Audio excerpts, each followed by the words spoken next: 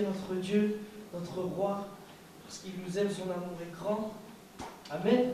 Amen. On le vit chaque jour. Alléluia.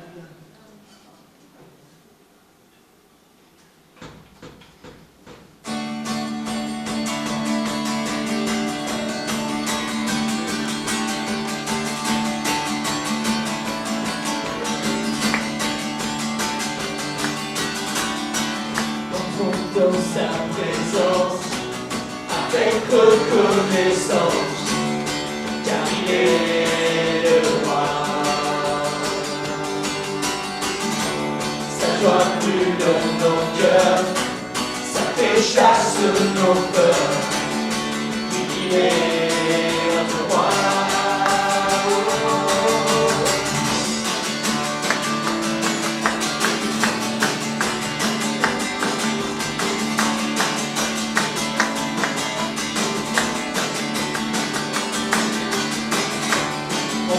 Dans sa présence, avec reconnaissance, car il est le roi.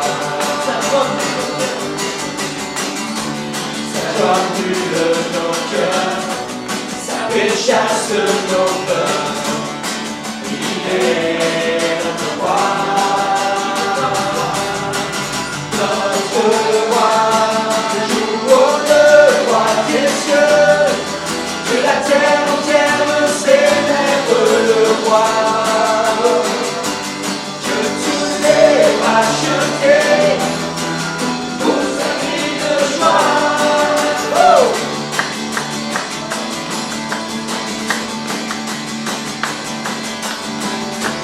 Venons danser parmi, à genoux devant lui, car il est le roi. Divine grâce, contemplons sa face, il est notre roi. Notre roi, louons le roi des cieux, que la terre entière célèbre le roi. Que tous les rachetés pour sa petite joie. Le roi des cieux, que la terre entière célèbre le roi. Que tous les rachetés pour sa petite joie. Oh!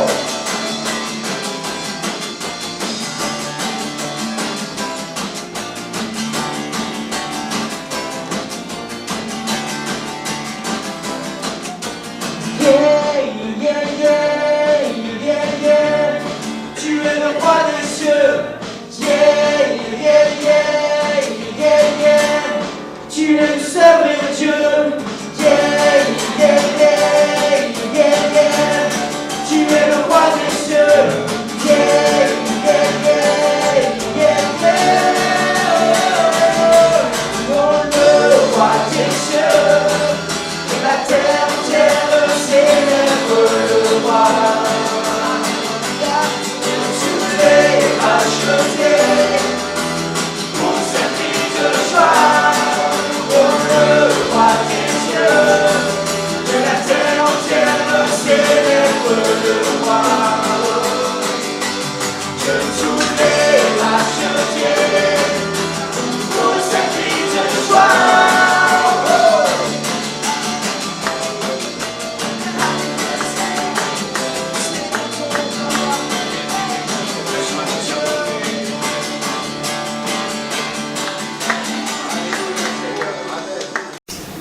Voilà, nous allons maintenant ensemble ouvrir la parole du Seigneur. Donc je vous salue tous dans le Seigneur Jésus, ainsi que nos frères et nos sœurs, internautes qui vont pouvoir aussi suivre ce message et que je salue aussi parce que vous êtes de plus en plus nombreux. Et la semaine dernière, je ne sais pas ce qui s'est passé, mais vous avez été plusieurs centaines à vous jeter sur le message pour l'écouter. Donc alléluia, que Dieu vous bénisse.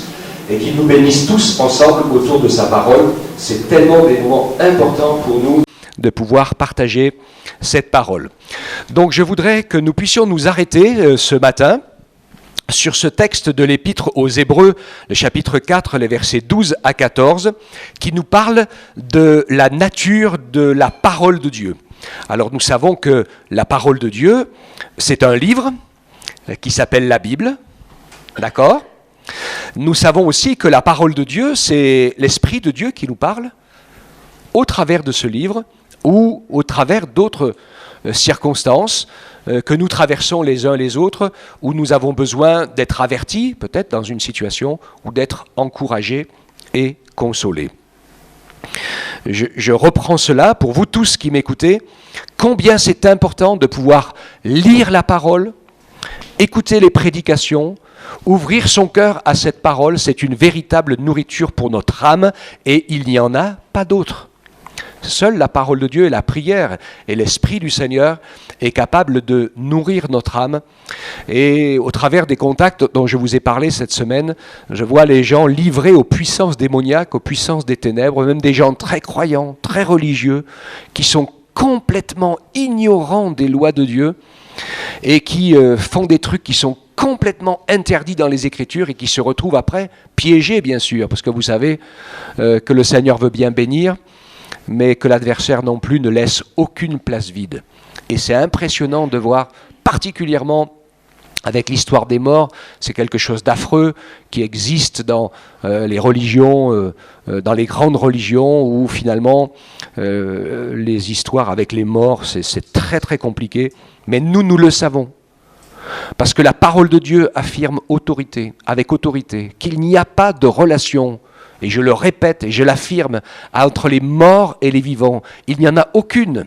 Et ceux qui pensent entretenir des relations avec leurs morts sont directement en connexion avec les esprits mauvais, qui sont des imitateurs parfaits de vos ancêtres, parents ou autres décédés, et qui sont capables de vous berner, de vous emmener dans toutes sortes de tromperies, pour vous lier, pour vous ficeler et pour faire en sorte, après que vous retrouviez vous-même dans des liens, des souffrances, dans des choses bizarres et incontrôlables dans vos vies, la dépression ou autre. C'est vraiment quelque chose de dramatique.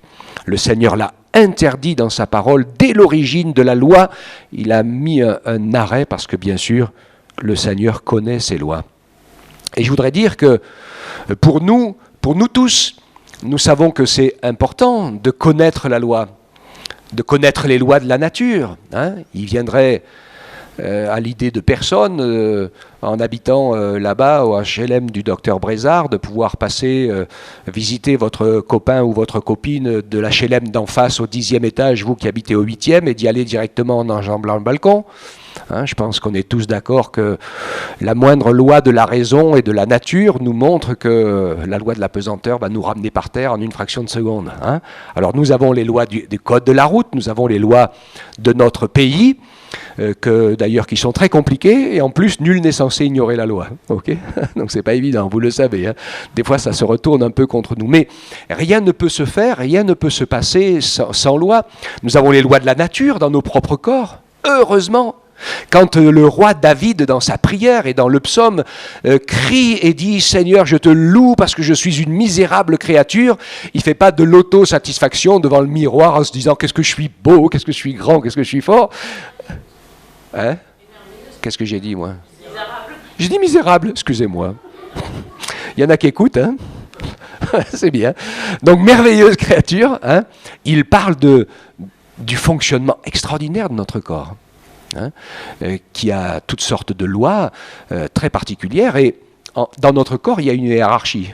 Normalement, le corps entier est au service du cerveau, mais il n'y a pas que le cerveau, il y a aussi tout notre système digestif, intestinal, etc., qui est un deuxième cerveau, qui veille sur notre santé, etc. C'est très très particulier. Et finalement, même dans la nature, il y a la marque de Dieu, il n'y a jamais un tout seul qui domine. C'est toujours une gouvernance partagée pour répondre à tous les besoins. Donc on est tous d'accord, et les êtres humains, même incroyants, sont d'accord avec ça, et même l'univers et les satellites, les planètes, tout obéit à des lois, et ils pensent tous que dans le monde spirituel, on peut faire ce qu'on veut. Quelle réflexion insensée. Le monde spirituel est régi par des lois très précises et on ne fait pas ce qu'on veut dans le monde spirituel. Et Dieu nous enseigne les lois du monde spirituel. Jésus les connaît par cœur. Et une de ces lois spirituelles que le Seigneur Jésus nous a enseignées, c'est ce qu'il a fait en mourant sur la croix pour chacun d'entre nous. La Bible nous dit qu'il s'est chargé de nos péchés, de nos maladies, et il a utilisé cette loi spirituelle qu'on appelle du transfert. Hein. Il a pris les choses et il les a prises sur lui à la croix. Et alléluia, gloire à Dieu, il est mort avec. Et j'affirme aujourd'hui cette bonne nouvelle de l'Évangile, qu'aucun péché ne peut être pardonné si ce n'est par le sang de Jésus. Aucune maladie ne peut être guérie. Alors, il y a des choses que la médecine sait faire, hein, tout simplement, mais il y a beaucoup de choses que la médecine ne sait pas faire aussi. Hein. Et quand il y a une guérison miraculeuse, eh bien, elle se fait par le Seigneur Jésus, ou pas. Ou pas. Parce qu'il y a aussi des gens, guérisseurs ou autres, qui, sans le savoir ou en le sachant, utilisent aussi ces lois du transfert. Et donc, ils prennent sur eux la maladie. Ou alors, ils l'enlèvent de la personne et ils l'envoient à quelqu'un d'autre. Ça fonctionne. Hein. Ou alors, ils la transforment. C'est-à-dire que les gens, ils avaient une maladie, après ils disent « Oh, c'est formidable, je suis allé voir le guérisseur un tel, maintenant j'ai plus cette maladie, c'est extraordinaire. » Et puis, 2-3 ans après, ils tombent dans une dépression de fou. D'accord ? Ça et puis d'autres choses hein, qui se manifestent, etc. Parce qu'il faut toujours payer la facture un jour. Et je réaffirme ici cette bonne nouvelle de l'Évangile, c'est qu'il n'y a que Jésus qui guérit vraiment, qui délivre vraiment, qui brise les liens, parce que lui, saint et sans péché, il a pris toutes ces choses sur lui, il est mort avec et il les a expiées. Le reste, c'est que de la prestidigitation, je vais dire, au sens du mensonge, de la falsification. On vous fait croire que... Et puis, les personnes se retrouvent dans les ténèbres. Oui, Dieu parle au travers de sa parole, et ce texte donc d'Hébreux 4.12 nous dit la parole de Dieu, elle est vivante, elle est efficace, plus acérée qu'une épée à double tranchant, elle pénètre jusqu'à la division de l'âme et de l'esprit, des jointures et des moelles, elle juge les sentiments et les pensées du cœur, il n'y a aucune créature qui soit invisible devant lui. Tout est mis à nu et terrassé aux yeux de celui à qui nous devons rendre compte. Puisque nous avons un grand souverain sacrificateur qui a traversé les cieux, Jésus, le Fils de Dieu, tenons fermement la confession de notre foi. Car nous n'avons pas un souverain sacrificateur incapable de compatir à nos faiblesses, mais il a été tenté comme nous à tous égards, sans commettre de péché. Approchons-nous donc avec assurance du trône de la grâce, afin d'obtenir miséricorde et de trouver grâce en vue d'un secours opportun. Amen. Dans ce message de ce matin, vous allez voir deux choses.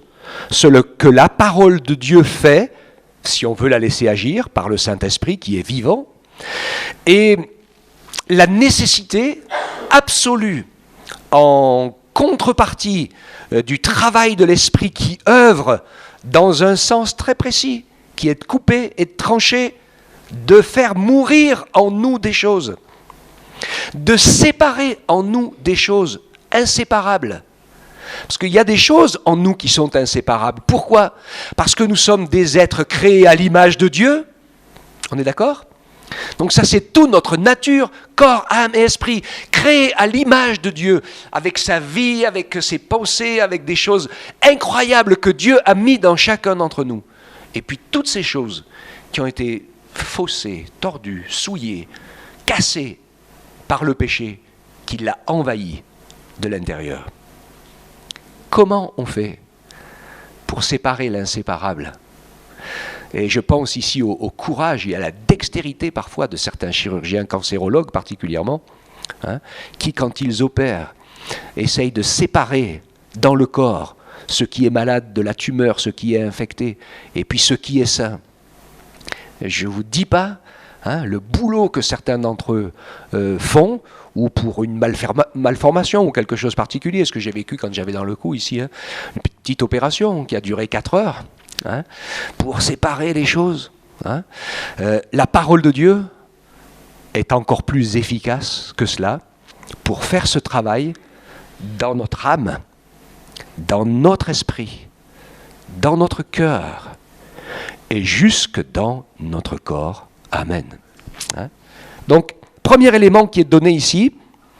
Et ce travail qu'elle va faire va nous amener obligatoirement à la repentance, au renoncement à nous-mêmes, à la prise de conscience que nous sommes incapables de nous en sortir tout seuls. Et j'avais vraiment ce poids sur le cœur ce matin, parce que c'est notre instinct de survie, et notre instinct de survie, il va jusque dans le monde spirituel pour essayer, avec l'aide de Dieu, de régler les choses. Mais quand on pense comme ça, quand j'avais vraiment ce mot lâcher prise, c'est que nous, on n'a pas la force, mais on a un plan. Et on veut juste que Dieu nous donne la force pour que nous puissions accomplir notre plan. Ça ne marche pas. Ça ne marche pas. C'est Dieu qui a un plan, et c'est lui qui sait comment il va faire pour séparer en nous, pour nous sanctifier. Aucun d'entre nous ne peut se sanctifier lui-même. La parole de Dieu le dit. C'est l'Esprit Saint qui nous sanctifie. Nous, ce que nous pouvons faire, c'est nous mettre sous la parole. Si je ne veux pas la lire, si je ne veux pas la méditer, si je ne veux pas prier, si je ne veux pas servir le Seigneur et me mettre sous son autorité, il ne va pas pouvoir faire quoi que ce soit pour moi, parce que le Seigneur, il n'oblige personne. Mais si nous venons là dans sa présence et que nous ne le laissons faire, en sachant que ça ne va pas être facile, parce que c'est pas facile, et moi je le dis pour moi, c'est pas facile de lâcher prise. C'est vraiment pas facile de laisser Dieu faire. De laisser Dieu nous bénir, de laisser Dieu nous secourir, de savoir on mérite rien, on n'a rien à gagner, on n'a rien à prouver. Et que la plus belle des choses qu'on puisse faire, si on la fait par nous-mêmes, elle n'a pas vraiment de valeur pour le Seigneur. Parce que souvent, il y a une pensée un peu perverse derrière. Parce qu'on voudrait prouver, on voudrait mériter, on voudrait pouvoir dire « Seigneur, j'ai fait quelque chose pour toi ». Mais Jésus nous répond « Sans moi, vous ne pouvez rien faire ». Amen. Donc cette parole est vivante. Elle est donc vivante et donc elle est fermée pour celui qui ne veut pas l'écouter comme il faut. Combien de personnes ont lu la Bible ou lisent la Bible? Ils n'y ont rien vu dedans. Moi j'ai écouté de nombreux témoignages de personnes comme ça qui avant de devenir chrétien disent c'est curieux parce que avant de rencontrer Jésus et que je sois sauvé par le Seigneur, ça m'était arrivé de lire la Bible. Ça ne m'a jamais parlé, ça ne voulait rien dire, je ne comprenais pas ce qui était dedans. Parce que le cœur n'était pas prêt. Parce que le cœur n'était pas préparé, pas disposé. Et le Saint-Esprit sait quand notre cœur commence à être disposé. D'accord ? Notre cœur, c'est comme la parabole des 4 terrains. Okay ? Dieu est là, par sa parole, il veut agir. Donc cette parole est vivante, il connaît le cœur, il ne peut pas se révéler pour celui qui n'ouvre pas son cœur. Et ça, c'est sûr. Parfois, elle reste fermée. Mais pour celui qui ouvre son cœur, eh bien, cette parole devient vraiment quelque chose d'efficace. Un travail dont nous avons tous besoin, qui est d'abord vraiment un travail spirituel, parce que nous sommes des êtres spirituels. Nous ne sommes pas un corps, une âme et un esprit. Nous sommes un esprit, une âme et un corps. Même si Dieu nous a créés dans un certain sens, je ne sais pas, d'après la parole, il semble qu'il ait commencé par le corps, et puis qu'il ait mis le reste, et puis son souffle de vie après en nous. Ça, c'est, comment dirais-je, c'est pas même si c'est un ordre de fabrication, c'est pas un ordre de fonctionnement. D'accord ? Dans une voiture, la dernière chose que vous mettez, c'est du carburant, une batterie et la clé de contact. Mais si vous ne mettez pas les trois, ça ne marchera jamais. Parce que c'est ça qui pilote tout le reste. Ok ? Et donc c'est pas parce que Dieu nous a créés, peut-être dans ce sens, je dis ça comme ça, peu importe, il nous a créés comme il a voulu, mais nous savons que dans son plan, nous fonctionnons d'abord esprit, âme et corps. Ok ? Donc la parole de Dieu, pour nous qui avons rencontré Jésus, nous savons que c'est une priorité. C'est une priorité parce que cette parole va travailler dans notre cœur et elle va œuvrer d'une manière très particulière parce qu'elle est comparée à une épée qui coupe, acérée, une épée à double tranchant. Donc quand je lis ce mot-là, ça commence par pas trop me rassurer. Non, je sais pas vous. Hein, si on commence à m'attaquer à l'épée, je me dis oulala. Hein, surtout si c'est un homme qui la tient, là ça va mal se passer là. Mais donc le Seigneur fait cette comparaison. Et donc, c'est important pour nous de bien lire la parole, de bien méditer et de comprendre que le travail de la parole va obligatoirement nous faire souffrir. Aïe, aïe, aïe. Mais c'est une réalité. Hein. Il faut qu'on fasse attention, parfois, nous les prédicateurs, hein, parce qu'on dit « Venez à Dieu et le Seigneur va vous bénir ». Et c'est vrai quand on dit ça, parce que Dieu veut vraiment nous bénir, il veut vraiment changer notre vie, mais dans la tête de beaucoup de gens, nous bénir, c'est « Oh, la vie est difficile, compliquée, je souffre, etc. Je vais venir à Dieu et ça sera formidable, ça sera merveilleux. J'aurai plus de souffrance, plus de problèmes, tout ira bien. » Non, c'est pas ça. Là. C'est que avant de connaître le Seigneur, je souffrais à cause du péché, à cause de d'autres choses, et puis j'étais perdu, j'étais dans la misère, et j'étais en train de vivre pour la mort, pour le péché et pour la perdition. Mais quand je viens au Seigneur, et que je lui donne mon cœur, alors je change de vie, parce que je vais commencer à vivre avec la vie de Dieu à l'intérieur de moi, à l'intérieur de toi, ma sœur, mon frère, cette vie qui va nous transformer, qui va nous travailler, qui va couper, qui va trancher, et qui va nous aider à devenir enfants de Dieu. Ça se fait pas comme ça, hein? D'accord? Et ici, je vois que la bénédiction de cette épée acérée, et on le comprend, parce qu'en fait, la première expérience qu'on vit avec le Seigneur, c'est l'expérience de la repentance. Et vous savez comme moi que dans la repentance, bien souvent, il y a des larmes parce qu'on prend conscience de nos misères, du mal qu'on a fait, du mal qu'on nous a fait. Il y a plein de choses qui font mal dans la repentance. Et puis en même temps, il y a des choses qui se passent et qui font du bien, parce que en même temps, on réalise l'importance du sang que Jésus a versé pour nous. En même temps, on réalise son amour. Amen. Hein? Et donc, il fait les deux à la fois. Il n'y a que le Seigneur qui est capable de faire ça, hein? De séparer, de couper, et en même temps de guérir et de mettre les choses en place au fur et à mesure que la parole de Dieu avance dans notre cœur. Et tant que nous sommes vivants sur cette terre, c'est que nous avons encore des choses à faire, c'est que nous avons encore des choses à apprendre. Et tant que nous avons encore des choses à faire et que nous avons des choses à apprendre, eh bien, la parole de Dieu va continuer à couper et à trancher. Donc nous allons continuer à souffrir pour le bien, pour la vie éternelle, pour notre reconstruction. Hein? Et ça, il faut vraiment en être conscient. Donc voilà cette parole qui est là, qui pénètre donc dans l'âme, dans l'esprit, qui éclaire, qui fait la différence. Et quand j'ai vu cette parole qui pénètre d'abord comme une épée dans l'âme et dans l'esprit, je me suis dit que la première guérison que le Seigneur veut faire, c'est une guérison mentale, morale ou psychologique. Parce qu'il y a beaucoup de choses qui partent de là. Hein. On a entendu parler de maladies psychosomatiques, qui sont parfois un mal-être tellement grand, parce que ça ne va pas bien dans la manière dont on capte la vie. Hein. Alors ces maladies dites psychosomatiques ne sont pas réelles, mais on est tellement mal dans son être intérieur que ça se ressent jusque dans son corps. Mais certaines maladies du corps, qui sont des vraies maladies, sont des conséquences du mal-être.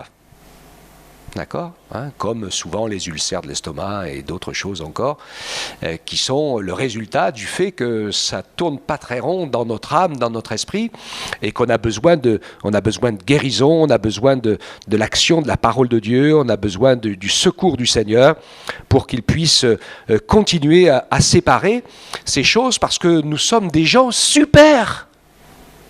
Parce que si Dieu nous a créés à son image, hein, on est vraiment des gens super, et je le crois de tout mon cœur les uns les autres. Dieu nous a remplis chacun de quelque chose de précis que les autres n'ont pas. Parce Est-ce que vous êtes conscient de ça?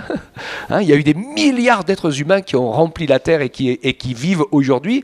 Nous sommes tous différents, même si certains parfois se ressemblent un peu physiquement ou autres, ou beaucoup, mais nous sommes tous des personnes complètement différentes. Notre Dieu est un Dieu de l'infini, de la richesse. Donc c'est tellement beau, mais il y a une réalité, il ne faut pas la contester, il faut l'accepter, il faut la reconnaître. C'est que le péché a tordu, déformé, il nous fait mal comprendre les choses, mal vivre les choses, mal saisir les choses. Et donc il y a des choses qu'il faut couper, qu'il faut lâcher, comme je disais, parfois même mourir, renoncer, même à certaines choses que Dieu nous a données pour qu'on les laisse revivre en nous quand elles sont replantées, reconditionnées, remises en place par l'Esprit de Dieu. Alléluia. Dieu veut nous encourager à pouvoir ainsi laisser cette parole travailler dans notre cœur pour nous communiquer sa paix, pour nous communiquer sa grâce, nous communiquer son secours. Je pense à ce paralytique porté par 4 hommes dont Jésus a commencé par pardonner les péchés avant de guérir sa paralysie. Assez souvent, Jésus a commencé par guérir les corps et guérir les âmes ensuite. À plusieurs, il a dit « Va, tes péchés te sont pardonnés ».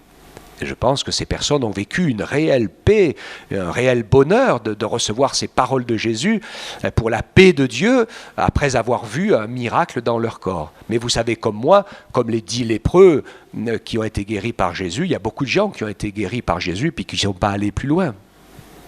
D'accord ? Et même parmi les croyants, même certains qui ont pris le baptême pour remercier Jésus de les avoir guéris et pardonnés, et qui continuent à marcher, à piloter leur vie comme si c'était toujours eux les gouverneurs de leur corps, et vous l'êtes, puisque le Seigneur nous laisse libres. Mais ce n'est pas comme ça que le Seigneur veut que nous puissions fonctionner. Il veut que nous le laissions aller et agir jusqu'au plus profond de nous. Alors quand il parle donc de cette épée qui pénètre donc et qui divise l'âme et l'esprit, c'est vraiment pour remettre les choses en ordre dans notre âme et dans notre esprit, que nos pensées, que nos mentalités, que notre cœur entrent dans la conformité à sa parole, à son plan. Nous parlions tout au long de cette semaine et de ces temps de prière que nous avons vécu de l'importance de rentrer dans ce service de la prière, de l'intercession. C'est une étape à franchir. Dieu veut nous encourager les uns les autres à franchir cette étape. Je disais en parlant avec des frères et sœurs, le Seigneur voudrait qu'on puisse avoir tous compris l'importance de pouvoir lutter tous ensemble dans la prière et dans l'intercession. Et de savoir que nous ne venons pas à l'église simplement pour que Dieu nous bénisse le dimanche ou d'autres jours, même quand on vient à la prière, mais de savoir que nous avons ensemble un combat à soutenir pour que l'œuvre de Dieu se fasse, pour que Jésus soit vu. Ce matin, pendant que nous étions en train de louer le Seigneur, j'ai eu une vision du Seigneur. Je voyais la présence de Jésus comme un soleil extraordinaire. Et puis le monde devant, le Seigneur derrière, le monde devant qui regarde, et puis tous les chrétiens qui sont entre les deux. Et dans bien des endroits, la majorité des chrétiens étaient tellement épais que la lumière ne perçait pas. Est-ce que vous comprenez la symbolique ? Nous sommes le sel de la terre, la lumière du monde, et Jésus doit être vu au travers de nous. Et pour que Jésus soit vu au travers de nous, il faut qu'on soit spirituellement le plus livré entre les mains du Seigneur, mort à nous-mêmes, parce que sinon le monde nous voit, nous. Et on manque de luminosité et on manque de puissance, parce que c'est le moi, je, qui apparaît le plus. Et ce que Dieu veut, c'est que Jésus soit vu au travers de nous. Amen. Vous êtes le sel de la terre, la lumière du monde, et le Seigneur disait, il dit les hommes vont voir vos œuvres bonnes. On a parlé des bonnes œuvres dans la prédication de ces 4 jours-là. Les hommes vont voir vos œuvres bonnes et ils vont glorifier votre Père qui est dans les cieux. Pour que ce ne soit pas nous qui soient glorifiés, mais que ce soit Jésus qui soit glorifié, il faut que quand le monde nous regarde, il ne nous voit pas nous, mais il voit Jésus au travers de nous. Comprenez le dessin ? Et ça, c'est une étape nécessaire à franchir dans notre vie spirituelle, sinon nous restons des enfants au lait, auquel il faut donner le biberon. pour les nourrir chaque jour, pour pas qu'ils meurent. Ok ? Et Dieu veut vraiment nous encourager dans cette nécessité de progresser, d'avancer et de rentrer chacun d'entre nous dans notre ministère pour que nous puissions devenir aussi chacun d'entre nous des parents dans l'œuvre de Dieu. Et quand je vous ai parlé de cet environnement de ténèbres dans lequel nous sommes, je peux vous garantir que si on veut voir l'œuvre de Dieu se faire, ici, on a intérêt de pouvoir prendre du temps ensemble dans la prière et parfois dans le jeûne pour que le Saint-Esprit puisse commencer à manifester sa puissance et que les esprits mauvais soient révélés et que les gens ouvrent les yeux de se rendre compte que, ils sont habités et qu'ils ont besoin de délivrance. D'accord ? Ça, c'est notre rôle. C'est le rôle de l'Église.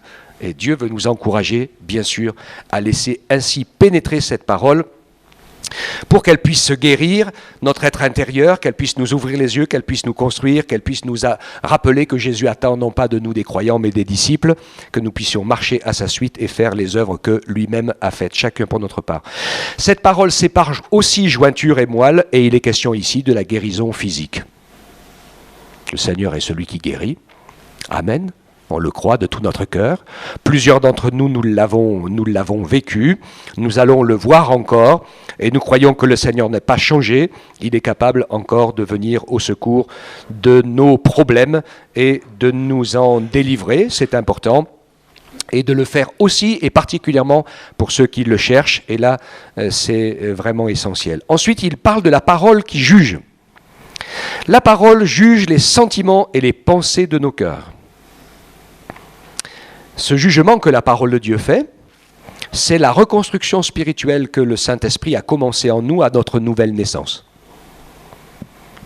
Donc voilà, les fils des hommes que nous sommes, ayant donné notre cœur à Jésus pour le suivre et pour le connaître, nous nous retrouvons maintenant appelés à devenir des fils et des filles de Dieu.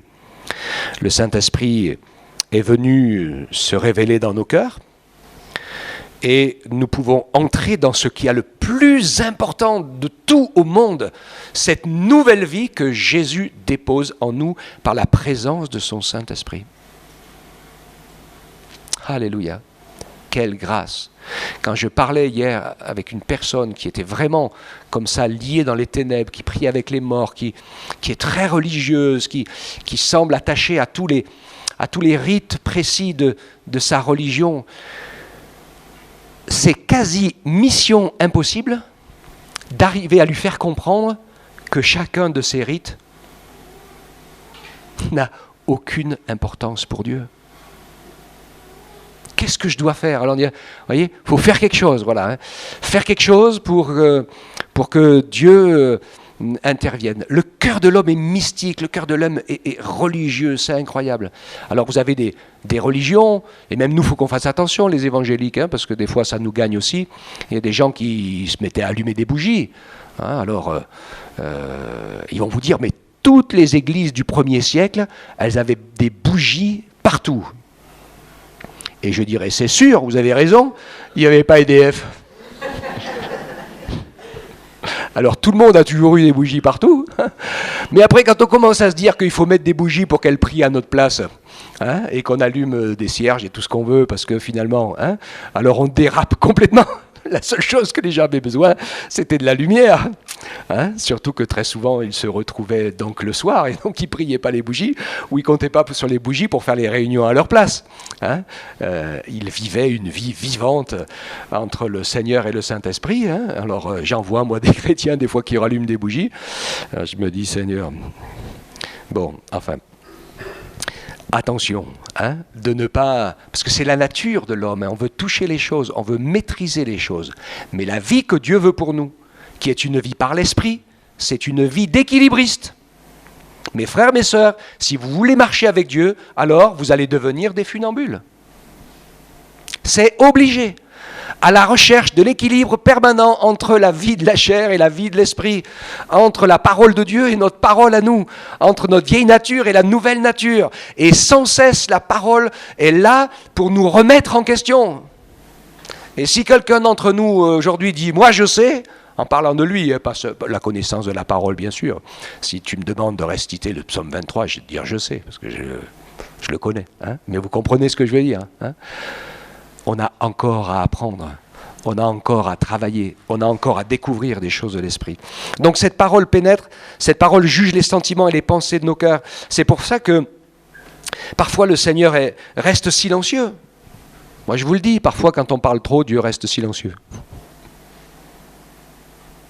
Et il y en a parfois qui bataillent pour assiéger le trône de la grâce jusqu'à ce qu'il se passe quelque chose. Le Seigneur il attend, il dit bon j'attends que tu te taises pour te dire ce que j'ai à te dire.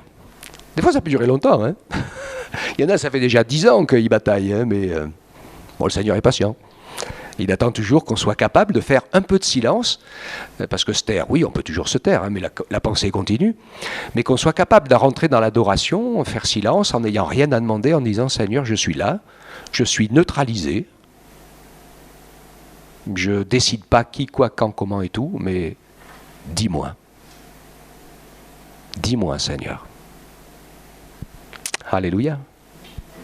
C'est des choses qui sont importantes. Vous savez, quand David disait, et j'aime beaucoup cette parole parce que je l'ai toujours vécue, David, il priait le Seigneur et il dit, Seigneur, mes yeux sont sur tes mains, comme les yeux de la servante sont sur les mains de son maître.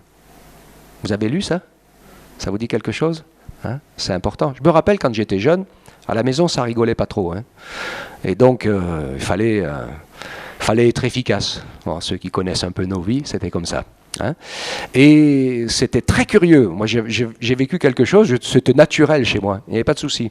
Il suffisait que mon père lève les yeux ou tourne la tête, je savais déjà s'il voulait le sel, un couteau, le pain, le fromage, le beurre, n'importe. Il n'avait jamais besoin de demander, il suffisait qu'il bouge d'instinct et je lui donnais ce qu'il avait besoin. Ok? Vous savez que Dieu voudrait que ça soit comme ça avec nous? Hein? Qu'on se taise et qu'on voit ses mains au travers de sa parole. Hein? On voit ses mains et de temps en temps il parle fort, on n'écoute pas. Hein? Mais ce que Dieu voudrait, c'est pour ça que Jésus a dit je veux que vous deveniez mes amis, qu'on comprenne comment Jésus fonctionne, comment Dieu fonctionne. Et parce qu'on est ses fils, hein, on comprenne sa mentalité, qu'on comprenne ses pensées, qu'on se laisse imprégner de lui, et que les choses deviennent naturelles. Alors évidemment, je vous ai parlé de la nouvelle naissance. Jésus, dans Jean 3, dit si un homme ne naît de nouveau, il ne peut voir le royaume de Dieu. Nicodème, il dit mais comment un homme il peut naître de nouveau, hein? On redevient religieux. Il faut qu'il redevienne tout petit, il faut qu'il rentre dans le ventre de sa mère et qu'il ressorte. Pitié, c'était déjà assez douloureux la première fois, hein, on va pas recommencer. Et donc, c'est insensé comme explication. Hein? Comme beaucoup de gens qui me disent qu'est-ce qu'il faut que je fasse alors pour que les démons ils sortent de ma vie et de ma maison et qu'ils arrêtent de faire ceci, cela. J'ai dit, venez à Jésus, donnez-lui votre cœur. Écoutez ce qu'il vous dit dans sa parole, croyez-le et mettez-le en pratique, c'est pas plus difficile. Si vous laissez Dieu lui-même venir vous habiter par le Saint-Esprit, remplir votre cœur et votre vie de son pardon, de sa présence, de sa grâce et de son amour, ils vont tous déménager, je vous garantis. Hein. Il n'y a pas un seul mauvais esprit qui est capable de rester. Ça c'est sûr, hein. Ils ne cohabitent pas, quand vous voyez comment ça se passait. Donc, voilà, on parle de toutes sortes de choses, mais, et je suis étonné quand je parle avec tous ces gens religieux, personne ne sait ce que c'est que la nouvelle naissance. C'est comme si je leur parlais en chinois quand j'essaye de leur expliquer. Ça fait, ils me regardent avec des yeux grands ouverts, ça ne veut rien dire pour eux. Okay? Alors que c'est la clé. C'est la porte. Jésus dit que sans la nouvelle naissance, non seulement on ne peut pas voir le royaume de Dieu, et c'est sûr que si on ne peut pas le voir, on ne peut pas y entrer non plus. Et vous pouvez faire toutes les prières que vous voulez, vous pouvez donner tout l'or du monde que vous voulez, vous pouvez faire tous les signes, les gestes et tout ce que vous voulez. La seule clé qui ouvre la porte du ciel, c'est Jésus, et il est le seul chemin, et pour y entrer, c'est de naître de nouveau par le Saint-Esprit. Et ce n'est pas d'accomplir une religion qui va changer quoi que ce soit. C'est une expérience que nous sommes appelés à vivre avec Dieu. Amen. Donc la parole juge nos sentiments, les pensées de notre cœur. Elles nous permettent de nous remettre en question. C'est tellement important de nous remettre en question. Par nature, on met toujours les autres en question, jamais nous. Je suis comme vous, hein, je suis pareil. Hein. Ce n'est pas le premier réflexe. Et devant le Seigneur, on a besoin de se remettre en question et de pouvoir ouvrir son cœur en sachant que tout est nu et découvert ou terrassé, suivant les traductions. Et la colombe dit terrassé. Et c'est le mot très fort qui est là.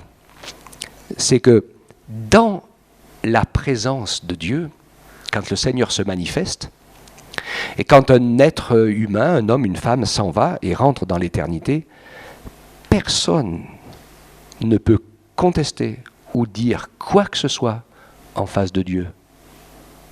Non pas parce qu'il est le plus grand, non pas parce qu'il est le plus fort, non pas parce qu'il est le maître de la vie et de la mort, mais parce que le Seigneur lit dans nos cœurs et dans nos pensées, et il nous connaît mieux que nous nous connaissons nous-mêmes. Et il y a des gens religieux qui ont fait des grands sacrifices, qui ont fait des grandes œuvres extraordinaires, mais Dieu seul sait quel est leur véritable état d'esprit. Parce que si c'est pour se mériter le ciel et les grâces de Dieu qu'ils l'ont fait, 1 Corinthiens 13 nous rappelle que ça n'a aucune valeur, même si on allait jusqu'à mourir, donner son corps, tous ses biens, ou n'importe quoi pour Dieu, si ce n'est pas son amour qui nous l'a inspiré, commandé, programmé, montré, ça n'a aucune valeur. Alors quand il dit terrasser, tout est nu et découvert, les uns et les autres. Moi, mon propre cœur, mes frères, mes sœurs, c'est une clé pour nous. Parce que des fois, dans notre vie chrétienne et dans ce qu'on fait, dans ce qu'on vit mal, dans ce qu'on vit bien, on se compare les uns aux autres, on compare les églises, on compare les croyants, on compare toute autre chose, on se dit, on se jauge à la mesure du niveau à peu près qu'on voit autour de nous. Et quand on fait ça, mes frères et sœurs, c'est l'anti-progrès obligatoire.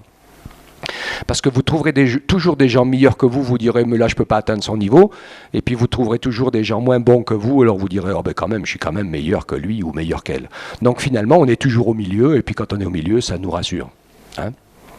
Mais devant Dieu, on est déshabillé dans nos pensées, dans notre mental, hein, et de voir des idées qui sont dans notre esprit, auxquels nous ne sommes même pas penchés. Je me rappelle, je ne sais pas si vous aviez ce petit livre qu'on distribuait aux inconvertis à une époque où les gens mouraient.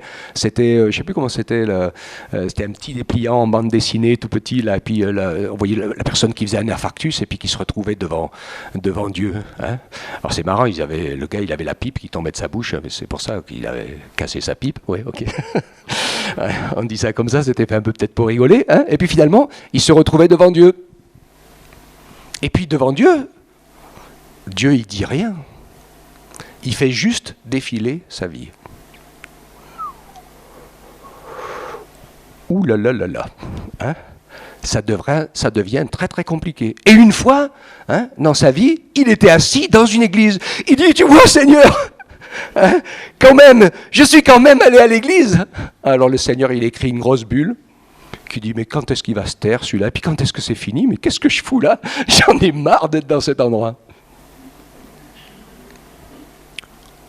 Oh, ok. J'espère que ce n'est pas votre cas. Mais Dieu, il connaît nos propres pensées, et des fois, on fait des choses, et le Seigneur sait que même au fond de notre pensée, notre action, elle n'est pas si pure que ça, elle n'est pas si désintéressée que ça, elle n'est pas si dénuée de sens. Et même si on le fait, des fois par amour pour le Seigneur, au fond de nous-mêmes, on se dit quand même que Dieu doit être content et qu'on va obtenir quelque chose. Non ? Eh oui, le Seigneur veut vraiment nous faire prendre conscience, comme le dit Romains 3,20, que personne ne sera justifié devant lui. Il est parlé des œuvres de la loi, parce que c'est la loi qui disait de faire un certain nombre de choses, mais on va dire les œuvres de la loi du bien et du mal, pour nous tous, si on ne veut pas s'arrêter à la loi d'Israël. Combien il y a de gens qui pensent que si on réussit à faire plus de bien que de mal, on a peut-être une chance d'aller au ciel. Hein, et beaucoup de gens s'équilibrent sur ces choses-là. S'ils avaient lu dans la parole de Dieu, ils s'apercevraient que normalement, même pas pour aller au ciel, ou c'est même pas une question de sauver ou de perdu, c'est que Dieu nous a mis sur la terre, et pour que nous soyons heureux tous ensemble sur la terre, nous ne devrions faire que le bien. Et le bien à faire, ça n'a qu'un seul mérite, c'est de nous rendre la vie possible. Entre nous. C'est tout. Rien de plus. Rien pour le ciel toujours. Parce que la porte du ciel, c'est Jésus qui l'a ouverte. Et si Jésus n'avait pas donné sa vie en sacrifice, si Jésus n'était pas mort pour nous, on pourrait être l'homme le plus juste de la terre, comme c'était le cas de Job, qui faisait attention à tout pour ne pas pécher et qui conduisait sa vie du mieux possible. Ça a été difficile pour Job d'être convaincu de pécher. Parce que même lui-même, il n'arrivait pas à se convaincre de pécher. Parce que Dieu lui-même avait rendu témoignage de lui que c'était l'homme le plus juste de la terre. Ce n'est pas lui qui avait rendu ce témoignage, c'est Dieu lui-même. C'est difficile, hein? Mais si on prend l'exemple de Job, le Seigneur l'a laissé se retrouver attaqué par l'adversaire, et l'adversaire, il a été le révélateur du secret des vraies pensées au fond de son cœur. Parce que c'est quand on ne nous aime pas qu'on voit si on aime vraiment, c'est quand on nous attaque, si on voit qu'on pardonne, c'est quand on perd tout, si on voit qu'on tient au Seigneur plus qu'à toute autre chose. D'accord? On comprend cela? Et Job, en passant par là, il s'est rendu compte qu'il était un pauvre misérable, comme tous les autres hommes, même si ça ne se voyait pas. Hein? Et il a pu vraiment, là je pense, oui vraiment, c'est pas vraiment la nouvelle naissance telle qu'on la connaît avec Jésus, mais quand même quelque chose, oui, il dit avant, mon oreille avait entendu parler de toi, je savais. Il dit, mais maintenant, mon œil t'a vu. Et je me repens sur le sac et sur la cendre. Et il a lâché prise. Vous l'avez compris là, Job, il lâche prise. Hein? Et Dieu veut nous entraîner à cela, les uns et les autres. Donc, Dieu veut que nous puissions être précis pour nous qui le connaissons. Nous ne sommes justifiables de quoi que ce soit et nous ne pouvons nous justifier de rien, même si nous connaissons le Seigneur depuis des années. Il y a des gens, moi je les ai écoutés, dire « Oh là là, mais tout ce que j'ai fait pour Dieu !» Alors on voit que ce n'est pas vraiment lié à leur salut, mais ça a tellement d'importance dans leur vie. J'ai envie de leur dire, tu sais, si le Seigneur ne t'avait pas tenu debout, il y a longtemps que tu aurais rejoint le rang des pécheurs perdus. Hein? Non? Est-ce qu'on est d'accord avec ça? Si le Seigneur ne nous faisait pas grâce, s'il ne nous tenait pas dans sa main, et il y en a même parfois qui s'écroulent complètement après avoir fait des grandes choses pour Dieu, tout simplement parce que c'est eux qui ont lâché la main, on en a le pouvoir, hein, on peut lâcher la main de Dieu, il ne nous oblige pas à le suivre jusqu'au bout si on ne veut pas, hein, mais lui c'est sûr, il ne nous lâche pas la main. Et si nous sommes debout encore aujourd'hui, c'est pas parce qu'on est meilleur, c'est pas parce qu'on est plus fort, c'est pas parce qu'on le mérite, mais c'est parce qu'il nous aime. Et que lui, il nous a empêchés de tomber. Hein, comme un père. Et c'est uniquement pour ça que nous sommes là. Tout est grâce. Et c'est pour ça que j'ai terminé avec ces derniers versets après qui nous parlent de cela. Approchons-nous avec assurance. Et ça c'est important aussi, ça fait partie de la foi. Nous nous approchons de Dieu avec assurance. Ce que je vous ai dit ce matin, ça pourrait nous faire culpabiliser, nous faire traîner plus bas que terre. Et c'est pas ce que Dieu veut. Ce que Dieu veut, en fait, c'est que nous soyons convaincus que nous sommes bénis au bénéfice de sa grâce. Alléluia! Comme David qui a vécu le pardon des graves péchés qu'il a fait, adultère et meurtrier, quand il a vécu ce pardon et que Dieu lui a fait grâce, eh bien il pouvait se réjouir et bénir le Seigneur parce que le poids de son péché était effacé. Et glorifier Dieu parce que c'est Dieu qui l'avait fait. Et tout ce que nous vivons, c'est grâce de Dieu. Alléluia.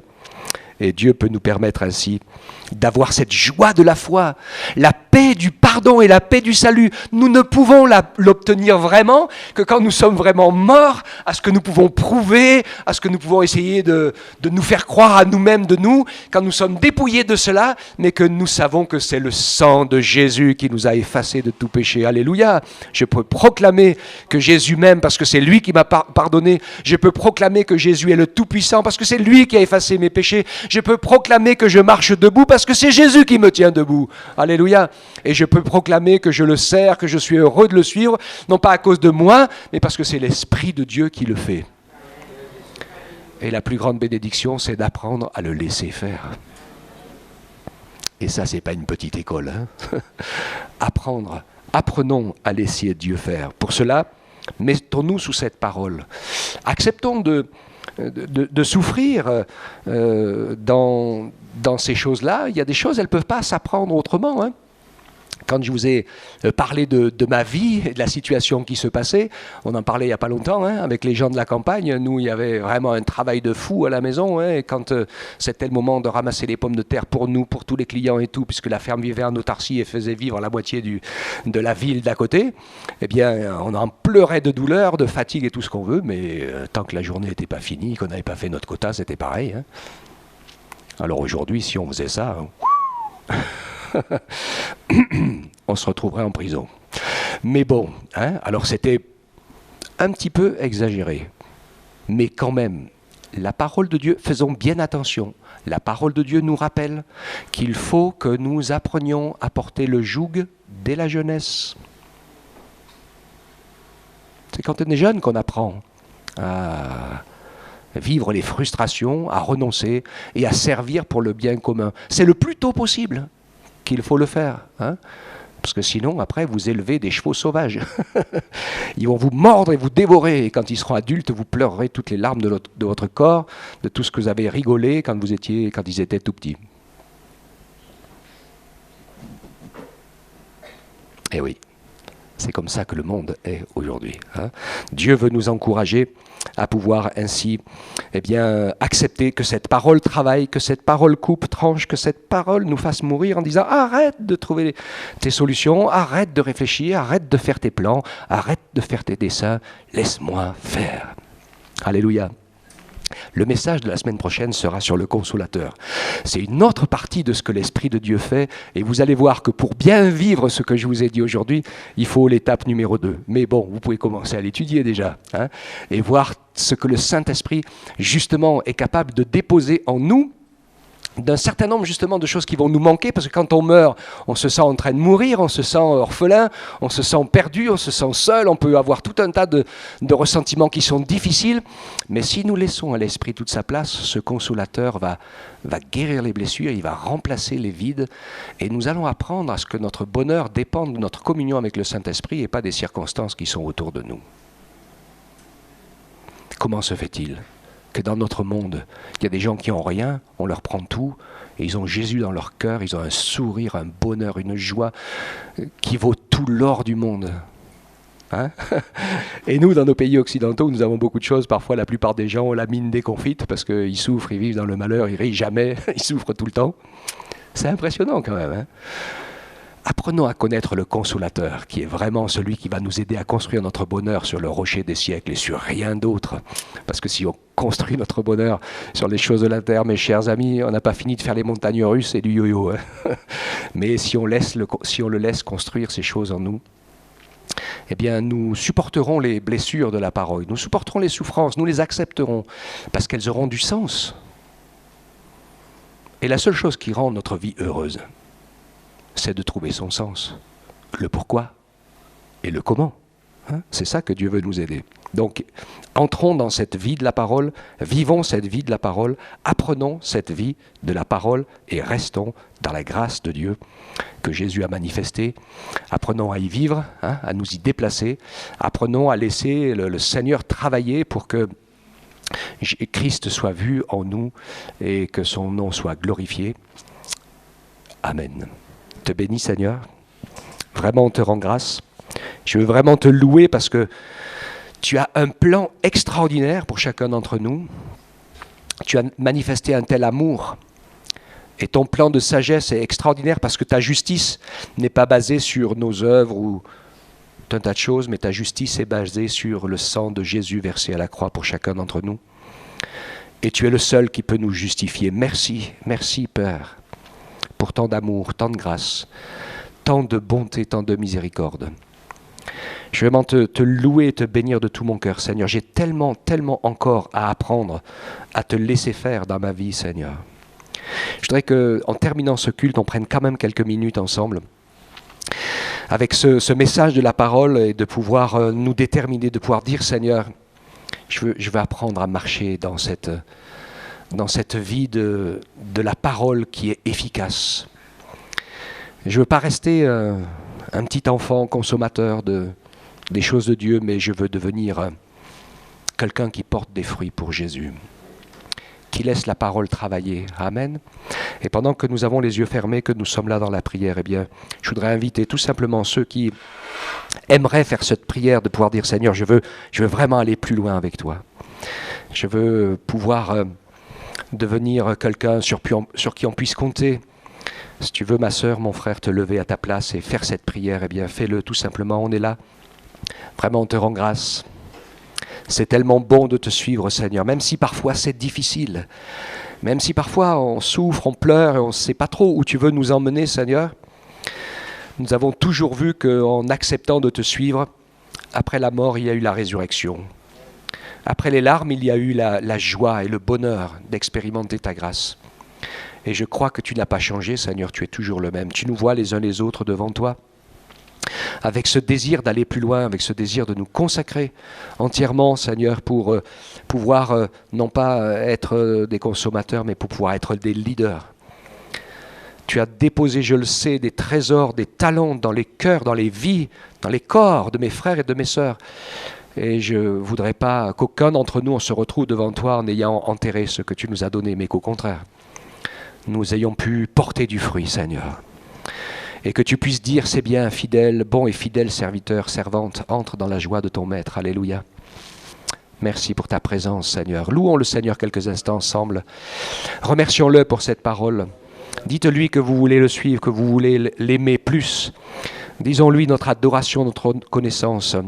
Prenons l'engagement ce matin de lui dire, je vais prendre plus de temps pour prier pour l'accomplissement de ta volonté dans ma vie et moins de temps pour prier pour mes besoins personnels, qu'ils soient financiers, familiaux, etc. Je ne dis pas qu'il ne faut pas le faire, au contraire, il faut le faire.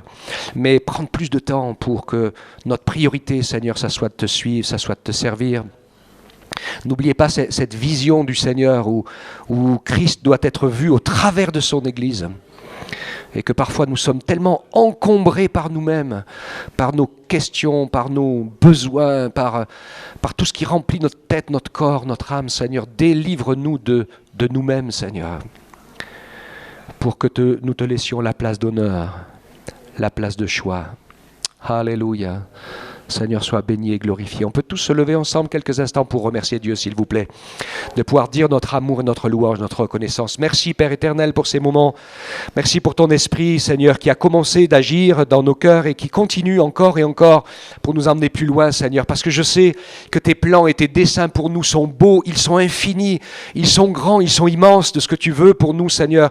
Comme tu l'as dit dans ta parole, bien infiniment au-delà de ce que nous pouvons penser et imaginer, et c'est vrai, et je veux le proclamer par la foi sur ton peuple ce matin et sur ma vie, Seigneur, que tu veux continuer à chasser les démons, à guérir les malades et à ressusciter les morts et à sauver les âmes perdues, que c'est ce que tu veux faire parce qu'il y a de la joie dans le ciel quand une âme se repent et vient à Jésus. C'est bien plus important que tout le reste, Seigneur, parce que tout le reste nous le laisserons, mais nous emmènerons avec nous les âmes sauvées, nous emmènerons avec nous ceux qui ont été bénis, qui sont nés de nouveau en rencontrant Jésus et en faisant la paix avec Dieu. Seigneur, fais-nous grâce que nous ne nous trompions pas de priorité, Seigneur.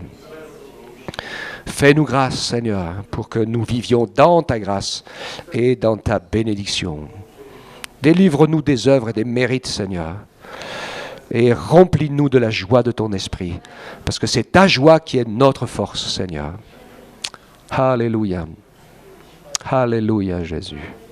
Merci pour le consolateur, Père. Alléluia, que Dieu soit béni, que le Seigneur soit glorifié. Amen, amen.